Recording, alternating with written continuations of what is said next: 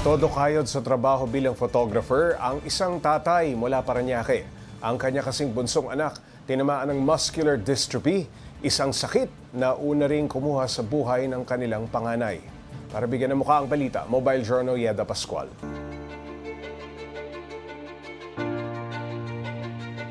Nakatira sa San Antonio, Sucat, Parañaque ang pamilya Juni.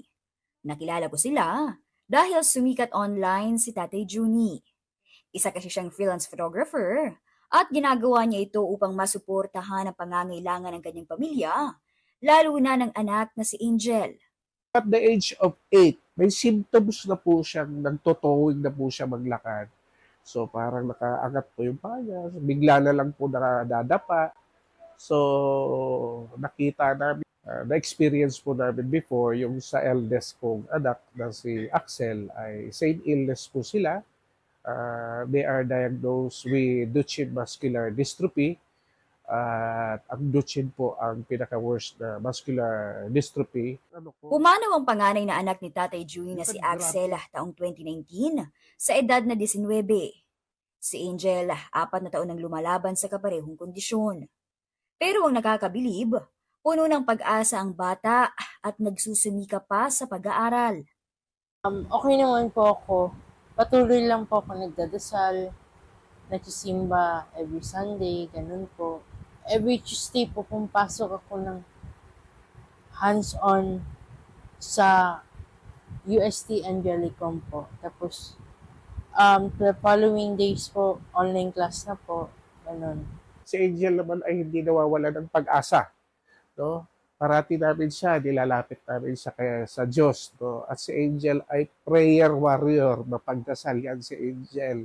So, di ba Angel? May miracle na ibibigay si Lord. No? At the same time, si Kuya, may miracle na ibibigay, di ba?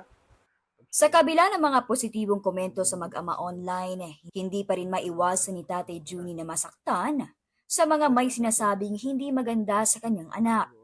Yung sasabihin, bakit pa raw namin pinapaaral si Angel na hindi naman daw ito magagamit ni Angel sa future niya. Bilang magulang po, obligasyon po namin paaralin si Angel. Kung saan nag-aaral si Angel, ayun lang po yung school na nag-a-accept sa kondisyon ni Angel. Umaabot ng 3,300 ang gasto sa gamot ni Angel kada linggo.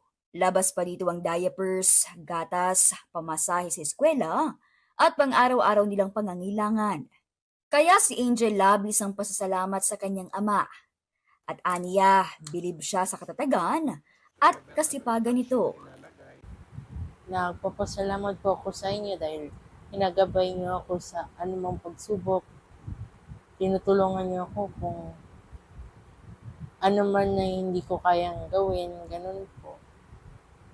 Nagpapasalamat po ako sa kanila, pero sana bigyan din nila sarili nila oras, magpahinga, ganun po. Ang kanilang kwento umabot na rin kay Senator Raffy Tulfo, na agad ding nagbigay ng cash, vitamins, at iba pang kailangan ni Angel. Marami na rin nag-alok ng full-time na trabaho kay Tatay Juni. Pero tinatanggihan niya raw dahil hindi siya maaaring mawala ng mahabang oras sa bahay. Katuwang niya kasi ang kanyang misi sa pag-aalaga kay Angel. Sumasapat pa naman daw sa kanila ang kanyang pagrakit. Yun nga lang aminado siyang may mga araw na matumal ang kumukuha sa kanyang serbisyo. Sa lahat po gusto ng aking PhotoWorks, ako po ay isang freelance photographer.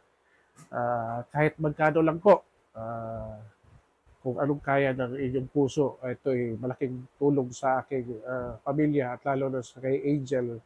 Ako po si Mobile Journal Yeda Pascual, nagpapaalala na ang bawat may karamdaman ay kailangan din ng kalinga.